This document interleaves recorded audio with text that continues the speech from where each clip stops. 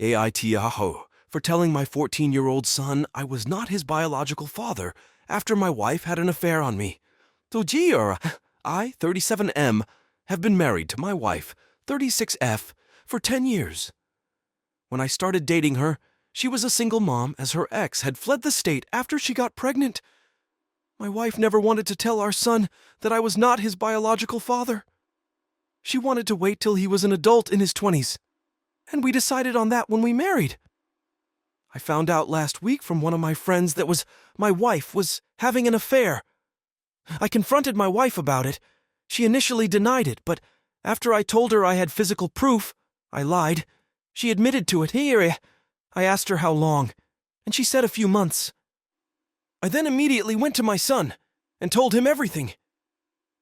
I also told him I was not his biological father, that my wife has a tendency to go for these terrible men, and I made a mistake marrying her.